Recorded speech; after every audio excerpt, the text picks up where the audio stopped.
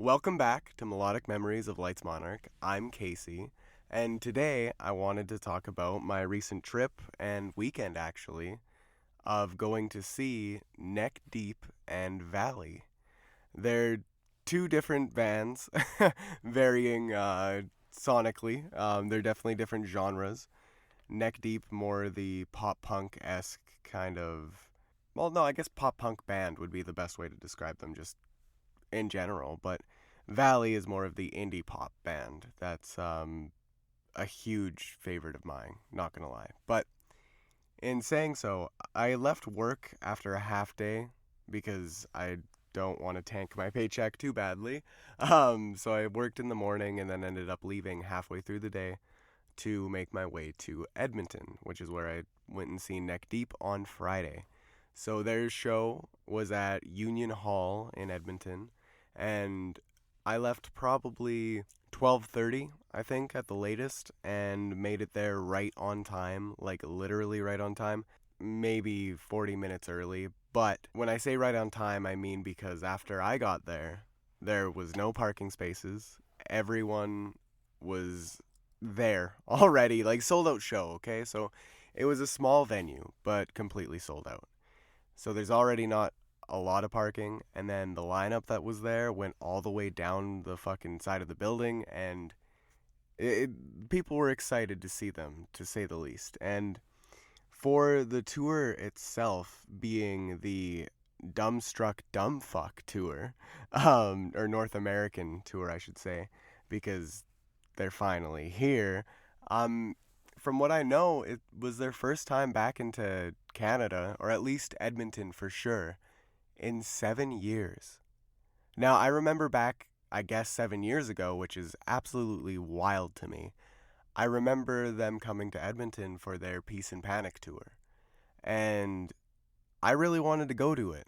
Never did, obviously, because, if I had, then I never did, though. And that's kind of what pushed me to go this time, because originally I bought Valley tickets a long time ago, like when they first came on sale, the pre-sale and everything. So I bought my Valley tickets, and then I was looking at shows in the area, and sure enough, Neck Deep announced a show, and I was like, holy shit, wait, what? Is there a chance? Let me just look into this. And sure enough, it was the day before Valley, so it worked out perfectly, to be honest. I was able to take some time off work and, make it there, make the memories, and I really don't regret a single bit of it. I'm so happy that I went to both shows. So I got to see Neck Deep on Friday and a Valley on the Saturday, and as you're hearing this, though, it will be Monday. And that marks my first time seeing JJ Wild live. She's another artist, Canadian artist this time, but she is more of kind of a country rock-esque. Her genre kind of is rock and roll, to be honest. It just seems like a lot of people that like country music also like JJ Wild, from what I've found. Anyways, I hope it goes as well as the first two shows that I mentioned did, because damn, did they ever go hard. And they were also cathartic and so much fun for their own reasons. It was honestly a blast. So I do want to kind of break this down a little bit and just kind of go over my trip. And sorry if my voice sounds like shit today, because I did just get home.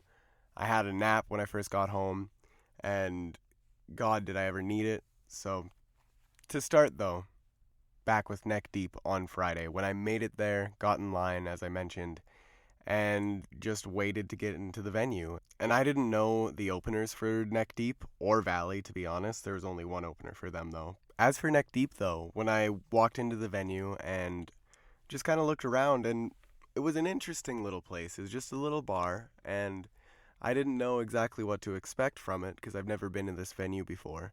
But it was in the exact same building, essentially, just a sectioned off part of it, as a hotel, which is wild to me, because I don't think that a hotel would really suit live music, right? Because there's people that want to sleep. Kind of contradicts, but I'm assuming the soundproofing must be fine enough somehow that you don't hear it from the hotel.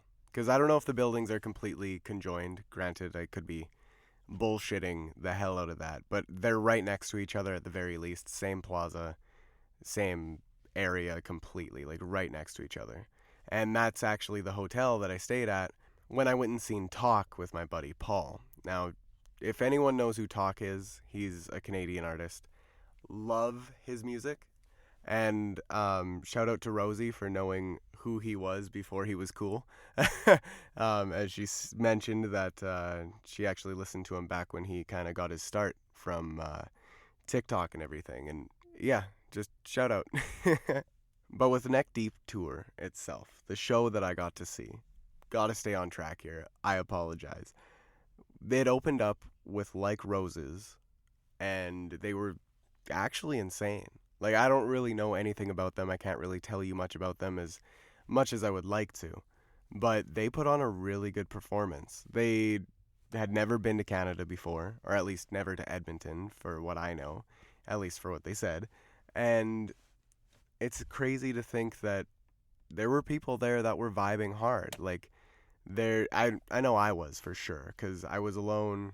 The only show I went to alone, Valley, I brought someone with me, but the Neck Deep show, I was actually completely alone.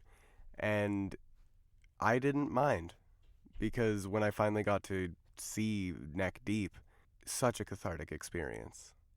Absolutely intense. And Like Roses really got the crowd pumped to go into the second opener, which was the home team. And like, let me tell you, with Like Roses, they're very much pop punk, female fronted. The bassist is a woman too, and she fucking rocks it.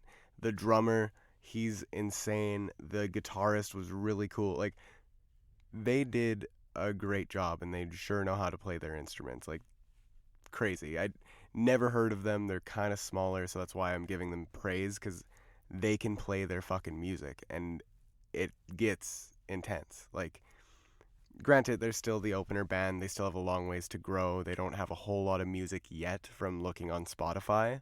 But all the same, I would highly recommend checking them out if you like pop punk music. But to go on to Home Team, they're a completely different bag. Like, it's like if you grabbed pop punk and, like, dance music, threw it into a blender, and that's the Home Team. They're incredibly fun. Absolute goofballs on stage, like the dancing and spinning and crazy shit that they do on stage, like they're just like silly dances, if you will. They really killed it. I did not expect a band to ever sound like that or to ever hear that kind of sound, because it was mixed so well that it was just like, this is vibey, I could dance to it while also moshing. Such a weird combination that worked incredibly well. And they even mentioned during the show that the bassist, I believe, for Neck Deep is actually a part of the reason as to why they found their sound. Like, I think that's really cool to be able to bring that full circle and then go touring with this man's band that helped you find your band's sound, like, going off what he says at least. So I think it's really cool that they got to both come to Canada and Edmonton for the very first time and perform for a sold-out crowd and open for Neck Deep, because the energy Neck Deep brings is unreal. Really enjoyed both those two bands. I never heard of them before this show, so really cool that I got to actually go and experience this, because the whole, like, let me set the stage of the venue, because before I move on to Neck Deep, because it really needs to be said, because the stage itself is kind of in the corner, and then there's a little barricade, tiny little barricade that's maybe a person width away from the actual stage. So there's not much room there at all. The stage is really close to the barricade, and the barricade isn't that big either. So then you're standing right there in the middle, at least where I was in front of the stage, and if you turn around and look up, you see a balcony, and it goes from one edge from where the stage is all the way around to the other. And upstairs there was packed with people. There was also merch up there, but Neck Deep, for some reason, didn't have merch. I'm assuming they went to the When We Were Young Fest, and when they were performing there, they completely sold out of merch somehow. So It makes sense, but it was quite unfortunate. The other two bands had merch, at least, so that made up for it, and to some extent at least. And in any sense, the balcony itself was packed with people looking down onto the stage, and then the floor itself was also packed with people, all the way, so much so, to the very far corner of the door. So, like, the opening door, like, there was no room to move around in there at all. I made it out of the pit once during Neck Deep to get water, and ended up making my way right back to the front because of how intense that mosh pit got. So to go to Neck Deep, they are touring for their self-titled album Neck Deep that released, I believe, in January this year, and they didn't play songs only from it, as artists usually mix in their old stuff. So it was a mix of a lot of their popular songs and also some absolute bangers from their self-titled record. Like, off the top of my head, they definitely played Dumbstruck Dumbf, which is their, like, I think biggest song from the album, I would have to say, like, at least the one they pushed the most, and, well, they named the whole tour after it, so let's be real. And then I believe they also played Need More Bricks and had a whole, I don't really know, like, political standpoint for it. After they were done the song, they chanted Free Palestine, Free Palestine, Free Palestine. And I'm not about to be political on here. That's not my whole thing. That's not what I'm about. But I can also say right now, I don't know anything regarding any of it. So my 2 cents, not going to hear it here. Then they also played Heartbreak of the Century and kind of made fun of us in the best way, because he asked, hey, who here is heartbroken? Is anyone here heartbroken or dealing with a breakup or whatever? And there weren't many people saying so. And it made him say that, like, he's glad that his fan base must have grown a bit to the extent where they're not just all sad and they like the music for different reasons. And they ended up transitioning into being like, well, something that can make all you guys sad is the Edmonton Oilers. And cut deep, not gonna lie, because they've been doing shit this year. And it's really unfortunate to see. I don't know if anyone listening is an Oilers fan themselves, but they are my favorite hockey team. And I will have to say, seeing them go from top, like, second in the league, like, they lost in the Stanley Cup Finals, second in the league, to starting the next season at the very bottom. Loss after loss after loss. And they might have won maybe 3. Season started in, like, beginning of October. So it's not good. It's not going good for them. So it definitely makes sense why they kind of trashed on the Oilers, because, yeah, that's kind of the heartbreak of the century. Like, what clowns. I love the Oilers, but what clowns. They need to get their shit together. Granted, me saying all these songs, they're not in order by any means, but they played my favorite of the record, and that's Go Outside. That song, for me, it just, I don't even know how to say it. It just speaks to me because I felt what he sings. That sadness, that longing for who you were, like, someone please find me because I'm lost. Like, say my name, you know? So if you listen to the song, you'll definitely understand. I adore it. And along with, like, This Is All My Fault, and I believe there was one other one that I remembered. It might have been Take Me With You, because that one itself is also just fire. But enough me rambling on about song titles and everything like that of what they played. They played a lot. One last one I do want to mention, though, is December. They played December, the song that I adore of theirs, along with In Bloom. They played both. Like, they did a perfect set list. That's all I have to say. That's the last I'll say about it, because it really hit exactly where it needed to. And when I was in the crowd, there were so many crowd surfers. And this is why I set the scene of the stage. So the crowd surfers themselves would be obviously pushed to the front, as they are, and security would grab them, pull them down. But the singer of Neck Deep would fucking give them high fives and like acknowledge them and be like, fuck yeah, like, rock and roll. Like, it was just insane. I've never seen an artist do that and promote it. Like, there was even a guy that got up on someone's shoulders and chugged a drink out of their shoe. I guess it's an Australian thing. There is a term for it that can't remember, can't recall, but they did that, and he made fun of the fact that like Australians do that, and apparently the guy was an Australian, so it was hilarious. A very good moment to just kind of be a part of, and that's what Neck Deep brought. They brought fun.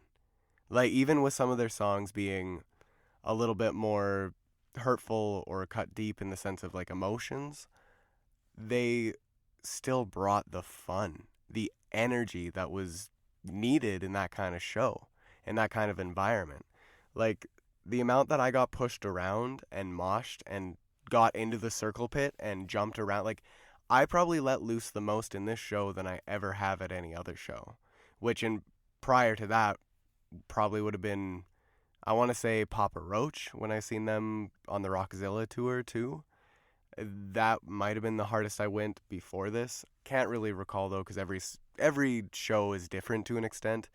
And I mean, I've crowd surfed before at different bars, and which is funny. I crowd surfed at a bar and also at that show during Falling in Reverse's set. Aside from the point, I will say Neck Deep absolutely killed it. If you guys haven't heard of Neck Deep or don't really know of them, give their newest album a listen if you care to. It's not their best album by any means. I would personally say their best album would be The Peace and the Panic or Life's Not Out to Get You. Those two are definitely, I shouldn't say best, but more so my favorites. But I also really love All Distortions Are Intentional and Rain in July, like Wishful Thinking. I know I just named all their records. If you know, you know, because they're all good. They're all good in their own right. Granted, I know a lot of people's problem with this kind of music is they might say it all sounds the same. And I understand where they're coming from, but if they do listen to it and just let loose with it, it's a great way to feel these emotions and let them out in a cathartic way of just saying fuck you and feeling that vibe throughout all of the music, even when you're sad. So, in saying so, Neck Deep killed it. I was in the crowd, I was in the mosh pit, I was in the circle pit. And I will say, the hardest I went because I actually couldn't breathe at a point. There was a lot of fog and everything also, so that might have attributed to it a little bit.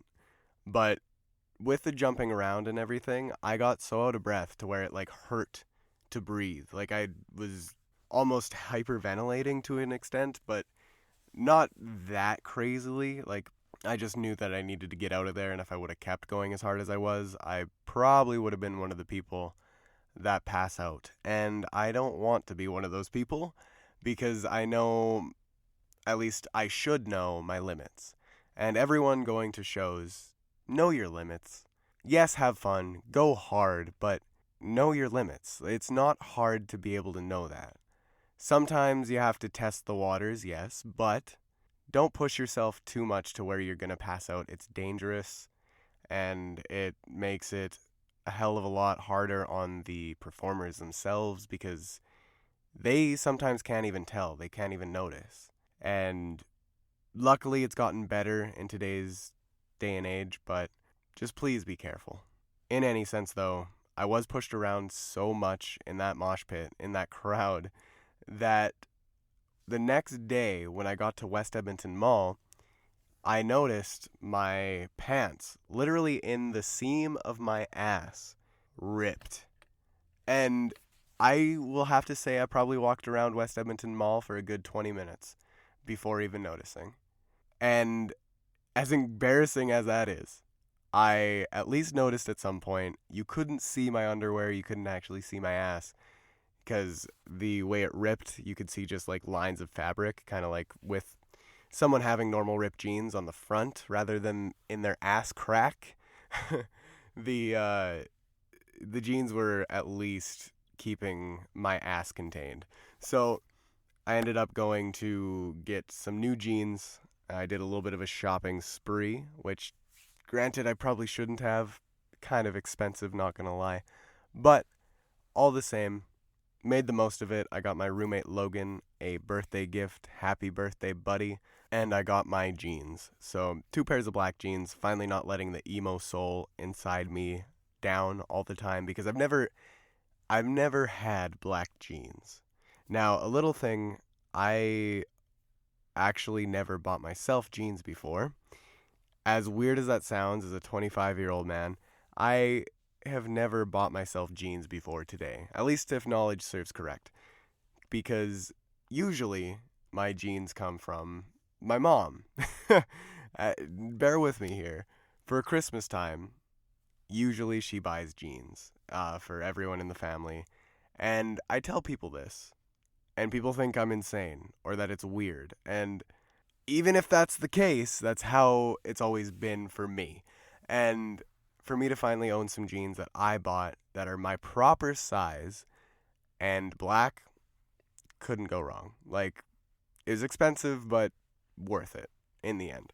So, before all of this, though, because after Neck Deep's set, I was able to go drive all the way down and find a rest area, like a roadside turnout, if you will, on the way back home to GP, because that's the only one that I knew was where it was, essentially. So I went down there, pulled over to the side of the road, and in that roadside turnout, and that's where I slept.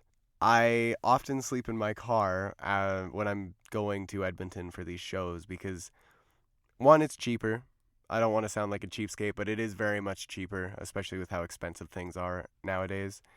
And two, I just don't mind it. I literally do not have a problem. Like, some people can't sleep in vehicles, and I understand that. If I had someone with me, I'd probably get a hotel, but when it's just me, I really don't mind driving down wherever I need to, pulling over, sparking up a joint or something just to mellow out and going to sleep. Because I can do that. It's a little bit harder in the winter time. Luckily, it's still fall, and our false winter definitely went away because we got hit hard with snow. A lot of snow and a lot of cold. But it kind of let up. There's not a whole bunch of snow left anymore, so fingers crossed it stays that way. But all the same, it was a worthwhile trip, and when I got there to that roadside turnout, I was able to sleep quite well. It was honestly one of the most coziest sleeps I've ever had in my car, because I literally had the clothes that I was wearing after the show, which, thank God, I was able to shower after the show because, well, not right. I did have to sleep in those clothes. I was drenched in sweat because when I say that Neck Deep was intense, it was fucking intense. Not as intense as like a hard rock show, but intense all the same. Like, on a whole different level. The energy, my God. But as I was saying, in the car, I was dressed in my clothes with a hoodie over top, and then an hoodie over top of that, and then a blanket wrapped around me, and then another blanket wrapped around me, and a third blanket used as my pillow. And I leaned my seat all the way back and passed out. Had my car running for a little bit to warm it up, like warm up the cab of the car itself, and yeah, after that, I was golden. Like, what a good sleep. Anyways, enough rambling about complete nonsense. The next day, I got to, again, go to West Ed and get the things that I mentioned. But after that, I met up with my buddy Tyler. Shout out to you if you're listening. We ended up meeting up at the hotel that he booked, because he is not someone... When I said I know that there's people that don't like sleeping in the car, he is one of them. 100%, he is one of them. He hates sleeping in his car. Like, to the extent where there was a time when him, my buddy Paul, and I went down to Edmonton itself to go see Shania Twain. And because it was for the Oilers, one of the playoff games for the Oilers. And then Skillet afterwards. He drove home. He drove us all home. Throughout the whole entire night, we got home probably, I think, 4 or 5 a.m. It was something like that anyways. But at the hotel, finally had my shower. My God, that was so nice. When you're sitting in the clothes that you just feel disgusting in for hours, it's not good. I'm sure people can relate to that with work and everything like that. But Thank God for a shower. Ended up getting some food and then getting ready for the show. And this show was Water the Flowers, Pray for a Garden Tour with Valley. And I've got to say, Valley absolutely killed it. So we got to the venue itself, and this venue I've been to many times. It was Midway in Edmonton, and it's a nice little venue. It's definitely not exactly the best venue in the world, but I will say it is, as a lady that I met at the show mentioned, a cute little venue. So, unfortunately for Valley, when we got there, tickets weren't sold out, which was insane to say, as I really thought that the show would have been sold out. They deserve a sold out crowd. And I will have to say, the crowd itself, even though it wasn't sold out as I wish it was one of the most respectful, chill kind of crowds ever. I know this is more indie pop music kind of vibes. They do bring that rock and roll approach to it though, like Valley at least does, and so did the opener. The opener was Ren for Short. They're a Toronto-based band, from what I know. At least that's what she mentioned while she was on stage, and they killed it. I know I've been saying that for almost every artist, but none of these artists disappointed me in any way. Even though I didn't know them, I went to these two shows with knowing two artists, two bands, and those were the headliners. Openers, no idea. And I will have to say, I've saved some of their music to go and listen to because it was so good.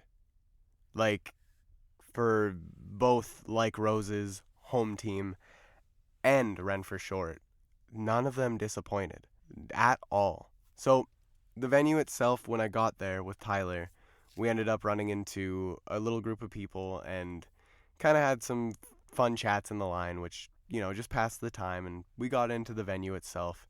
He went to the bathroom, I went straight for the merch table, and I was able to get the Detour coffee that they brought on tour with them.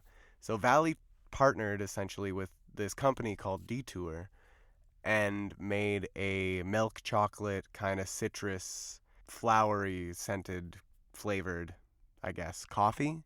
I don't exactly know how to describe the flavor because I haven't tried it yet, but I did buy myself a bag and also got a tour shirt because I have to. I wish I could have got more for merch, but I'm not rich and I'm not about to pretend that I am. I have my limits. So, got those two things, went down, also got drinks for Tyler and I, which, my God, I wish I would have bought more merch instead because it was like $24 for two drinks. Absolutely stupid. Stupid, stupid, stupid. I hate that things are so overpriced, but complaining about it gets me nowhere. Uh, so I ended up bringing him the drinks, and we ran into another lady in the crowd because we got the drinks. I brought him the drink, and he said it tasted awful. And I was like, well, what do you mean? This girl's drinking it and pounding it back. And it was enough of like a little nudge to her saying hi, and we just kind of all hit it off and made a little group of people. And she was waiting for a friend. So the two girls that we met in the crowd there before the show actually started was Kelsey and Haley. And they're both really nice girls. Shout out to you guys. I know there's no way they're listening to this, but great people from what I've seen. They're my age, 25. We connected on the fact that we feel old because Kelsey, the one that we met first, was there because of her friend Haley, and the only reason she was there was because she just wanted to see some live music, and Haley told her like, yo, Valley's really good, because she was one of the OG fans from like 2016. And when she finally made it there, she went off about how much she loved them, and I was able to go off about how much I love them back. It was just a nice, lovely interaction, and I guess I'm just kind of going in depth on this because it just goes to show how welcoming some people can be, and the fact that it is true that everyone is there for one reason and one reason only, and it's for their love of music, if not for the band itself that is playing.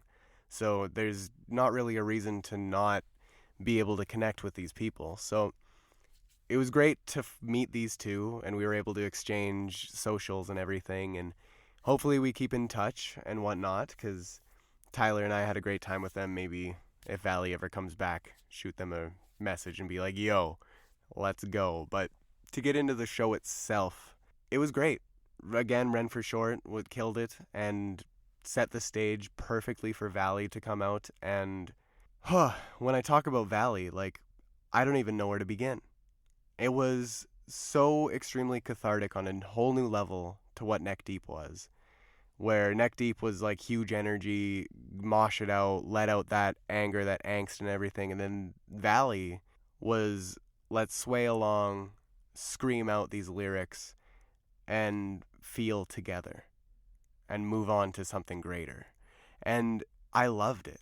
Like, it makes me emotional and teary-eyed, not like right now just thinking about it, because this band, their music helped me through a really tough time. And I know a lot of bands and artists have, but Valley themselves, it was a complete accident on finding them. Like, a little bit of backstory, I found Break For You on TikTok. Yes, I found them through TikTok. I'm not ashamed to say so. And I'm so glad I did. I sent the song to my friend Tyler, and ever since then, I just kind of kept seeing them pop up. And I loved the song, and Spotify, the algorithm, the almighty algorithm, recommended me more of their music. And it was history from there. Like, Lost in Translation came out, enough said. And then Songs that got lost in translation, the deluxe version of it, came out. And my God, some of those demos, Valley, please release those as real songs. Please, like, if the inspiration strikes, please do so. Because, my God, some of those ones I wish had the full attention that they deserved. But all the same, I'm glad we got to hear them. Enough of a tangent, though. Valley themselves, I adore. Their music has helped me. Their music speaks to me, and I relate to their lyrics, for better or for worse. I've been through what they're singing about, and even if it comes to the point where I am not or haven't gone through exactly what they're singing about, there's still a part I can relate to, and there's still the sadness, the emotion, even if it might be happiness sometimes, I can relate to them. And it's just some bands and their music hits in a certain way that others don't, and that's kind of Valley for me. They hit me in a way that a lot of artists don't. And I couldn't be happier to finally see them and have them go over a career-spanning set list of absolute bangers. And they played all the ones that I could have hoped for. Like, granted, I guess that's a lie. There were a couple that I wish I would have heard. But all the same, they played like the main staples. And even a couple from their older albums that I didn't even really know very well, because I have focused more on the current album, Water the Flowers and Pray for a Garden, and Lost in Translation. And not to mention Last Birthday, that one. That one. So they played like 1999. They played a bunch of songs from the new album. Like, they did good. They did amazing. I could go on and on, but I don't want to ramble and more than I already have, because Valley is just something else. Like, I believe they played Water the Flowers, Pray for a Garden a little more, Growing Apart. When you know someone, that one was cathartic as fuck. I screamed that shit out. I do it in my vehicle all the time. They played Let It Rain, Crawl Space, Mosquito, Bass Player's Brother, Life Goes On Without Me, Cocoon. Now that I'm looking at it, I think they played the entire album, which is crazy. I didn't even notice because it wasn't in order when they were playing it, but all the same, in saying all of this, all these songs that they played, they ended it with my favorite song of theirs, and that's Bapa. Two simple words. Bapa. Like, that song is so sad, and just, again, speaks to me in a way that gives me goosebumps and makes me, like, teary-eyed. I was driving down to Edmonton listening to that and got inside my head and just kind of thought, I'm going to hear this live. I have a chance to hear this live. And it made me cry. And when I was there, you bet your ass, I cried. Valley is an important band to me, and I'm so glad they came to Edmonton. Please, Valley, if you're ever thinking of coming to Edmonton, please do. Because you know that I will be there, and everyone else that was there tonight will be there too, with their friends in full force.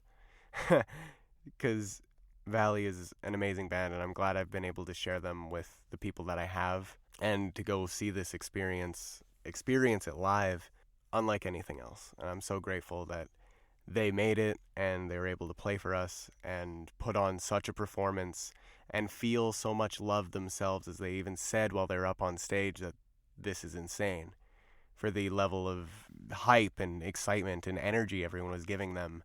They just kind of they said, like, this is why we do this, and they really want to come back to Edmonton, so I hope it's not too long until they do. But in saying so, that was my weekend, more or less. Ended up going back to the hotel after the show and watched some Power Rangers, of all things. Did not expect to end my night of seeing Valley and crying my eyes out, screaming my face off, ending it with Power Rangers. My buddy Tyler, he adores Power Rangers, so obviously I grew up with them too, and it's funny to say that, like, I just kind of brought up, like, are there any Power Ranger movies? Because I know that he loves them, and I kind of wanted to watch the Ivan Ooze one, but it's not on Netflix.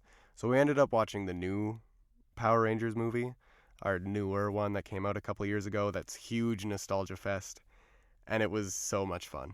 And then after that, we stayed up until probably like 4 a.m. just talking, because he's one of my best friends, and it was nice to properly catch up now that he's gone and not in Grand Prairie anymore. Like, he moved to Calgary, and it's nice to catch up with him when I'm able to, because love the guy to bits, and he's honestly one of the best friends I could have asked for. So glad he came with me to Valley. I wish that every one of my friends could have came with me to Valley, because honestly I do believe that Valley deserves the support and recognition for their music. I know they're not for everyone, as music is subjective and everyone likes different things, but I know that the next time that they come to Edmonton, if I'm still in the area, I'm gonna go, and hopefully I can bring more people with me and make it like a big group kind of celebration for this band that I adore so much. In saying so, though, please feel free to reach out to me on all my socials at Lights Monarch. And if you want any makeup, I haven't done this plug in a little bit, but if you want any makeup, go to Curse Cosmetics. Use the code Lights Monarch, no punctuation, no spaces, at checkout for 10% off your order. That was code Lights Monarch at checkout for 10% off of your order, and you can find that in the bio of this episode. So please feel free to reach out. Let me know if you guys know these bands at all, what Valley means to you, and thank you for listening. And thanks again for discovering the music within.